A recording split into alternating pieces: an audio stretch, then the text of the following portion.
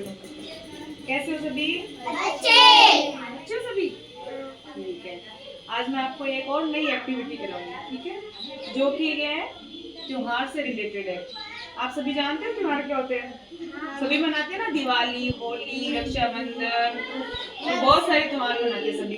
कृष्ण जन्माष्टमी भी आती है, दशहरा भी होता है, दुर्गाष्टमी भी होती है, बहुत सारे होते हैं।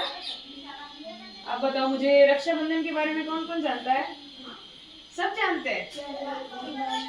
हाँ, एक एक जना बताओ मुझे, ठीक है, सबसे पूछती हूँ। हाँ बताओ, आप क्यों मनाते हैं रक्षाबंधन?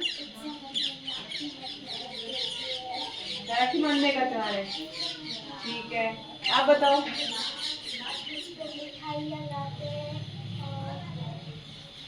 और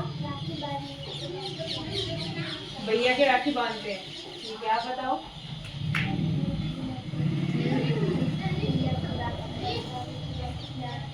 ठीक है, वेरी गुड। ये सब तो सभी जानते हैं कि राखी का त्योहार क्या है, भाई बहन का होता है। सभी बहनें अपने भाई को क्या है, कलाई पे राखी बांधती है, ये सभी जानते हो आप लोग। लेकिन इसके पीछे भी एक क्या है, बहुत बड़ी पौराणिक कथा जुड़ी हुई है, ठीक है। अलग अलग टाइम की, महाभारत के समय की भी अलग है, मुगल काल की भी अलग है, और पुराने समय की भी अलग है। लेकिन इन सब कथाओं का एक इशारा होता है कि भाई है वो अपनी बहन की रक्षा करता है। इसके लिए बहन क्या है, अपने भाई से एक वादा लेती है कि इसके लिए वो क्या करती है, उसको प्रॉमिस करता है ना उसका भाई कि मैं तुम्हारी रक्षा करूंगा। इसके लिए बहन क्या करती है, उसको कलाई पे राखी बांधती है। तो मैं इससे जुड़ी आज आपको एक पीछे की कहानी सुनाऊंगी, ठीक है। इसके लिए आप सभी क्या एक गोल सर्कल में बैठ जाओ, सभी बच्चे को रक्षाबंधन के बारे में एक पौराणिक कथा सुनाऊंगी कि सबसे पहले राखी किसने अपने भाई को बांधी थी।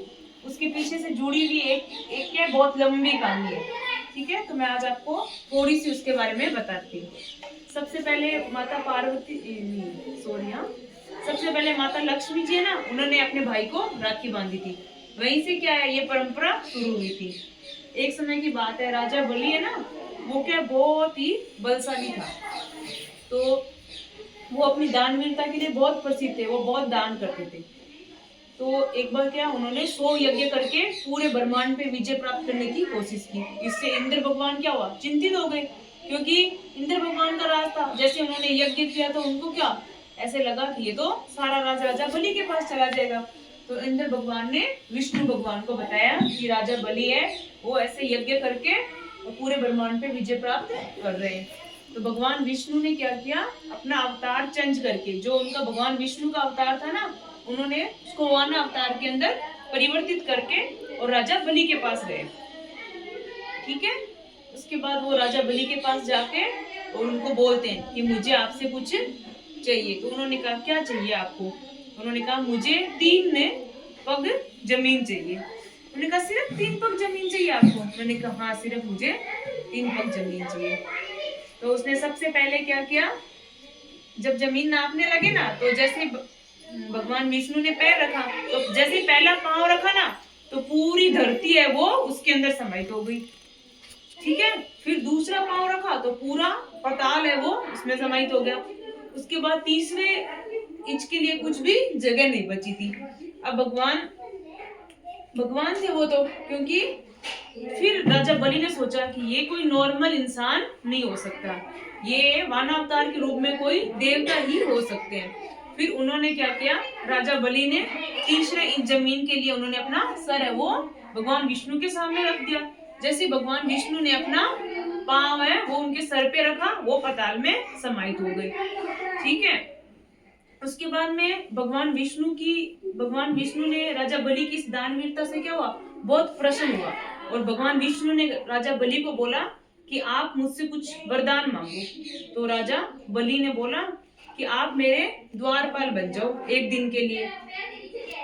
भगवान विष्णु है वो उनके 1 दिन के द्वारपाल बन जाते। पीछे से लक्ष्मी माता वो बहुत चिंतित होती है कि बहुत देर होगी, विष्णु भगवान आए नहीं, कहाँ गए। तो वो चिंतित होती। फिर उनको किसी से पता चलता है कि राजा बलि है वो उसके पास गए हुए हैं और ऐसी ऐसी घटनाएं वो हुई है। उसके बाद में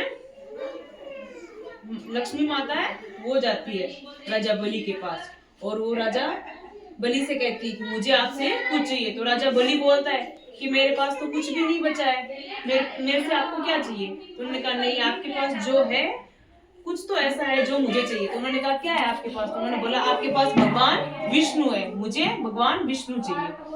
तो फिर लक्ष्मी जी है वो क्या करती है, होली का धागा है वो राजा बलि के हाथ पे बांधती है और वो बोलती है कि मुझे भगवान विष्णु दे दो। तब से ये कहानी शुरू हुई है। तो ये क्या है, पहले से बहुत पहले से जुड़ी हुई एक कहानी है। उसके बाद में से हमारे हिंदू लोगों में क्या है, रिवाज बन गया, पे बहन क्या है, राखी का धागा बांधती है। ठीक है, कभी पहले ये कहानी अच्छी थी, आपने सुनी है पहले ऐसी कहानी? नहीं सुनी ना? ठीक है, तो आप सभी हैं वो भी अपने घर पे जाके अपने मम्मी पापा भाई बहन सभी को ये कहानी